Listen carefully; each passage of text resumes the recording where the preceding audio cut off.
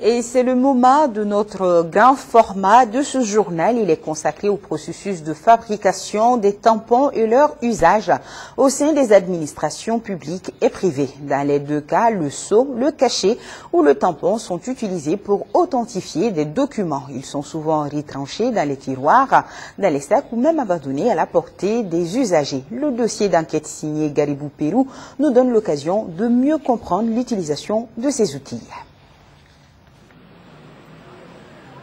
Sceaux, cachets ou tampons sont des formes d'identification graphique.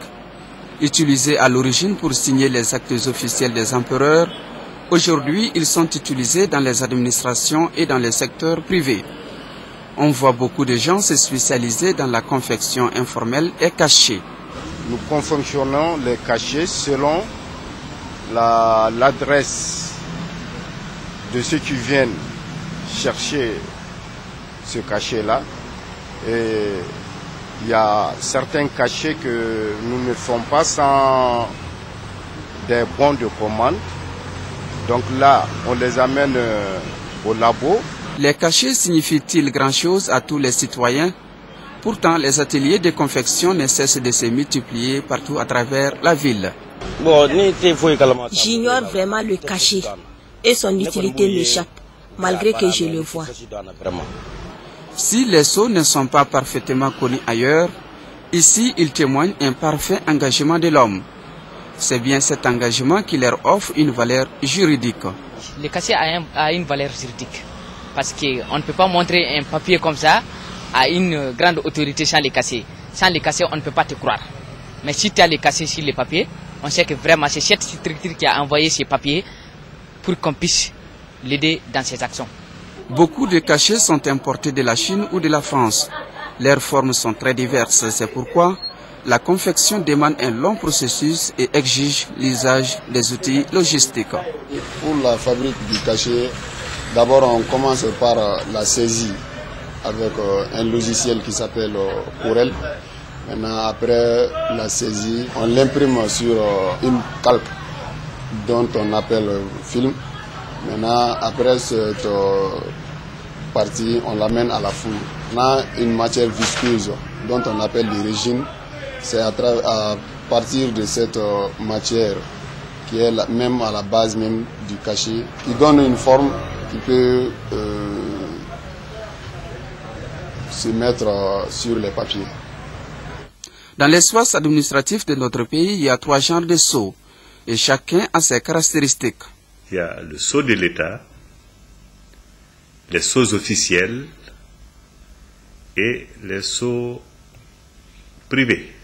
Le sceau de l'État est le sceau utilisé par le chef de l'État pour revêtir de ce caractère d'authenticité les actes de souveraineté qu'il établit lui-même.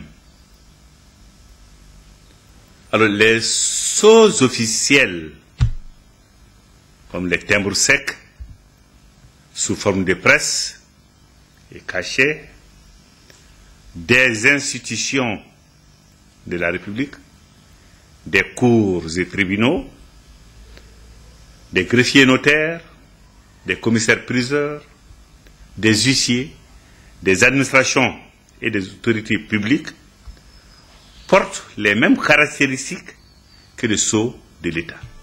Mais les sceaux privés dépendent du goût et de ce que veulent les utilisateurs privés. Seuls les sceaux de l'État et les sceaux officiels sont protégés par le Code pénal. À ce titre, le ministre de la Justice et garde des Sceaux est habilité à certifier les sceaux de l'État ou les sceaux officiels.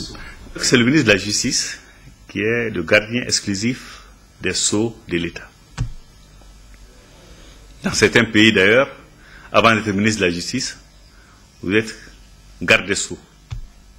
Je vois la France, je vois le Gabon. On dit d'abord le garde des Sceaux, ministre de la Justice. Il en est le gardien exclusif. Et celui qui veut en faire la demande,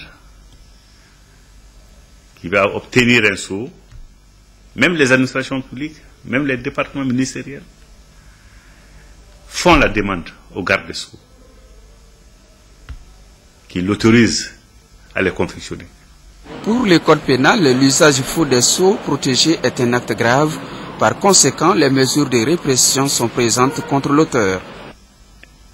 Cet acte qui émane d'une autorité habilitée. L'article 98 du code pénal punit tout ce qui en font usage ou qui essaie même de limiter. Et la peine est grave, la peine est criminelle. C'est de 5 à 20 ans de réclusion. 5 à 20 ans. Les sceaux ne sont donc pas un privilège administratif. Ils tombent dans le monde commun, bien que non protégés ici par le code pénal. Cependant, chaque citoyen doit imprimer le respect des sceaux dans le seul but de ne pas subir de gré ou de force les mesures de répression prises par le code pénal.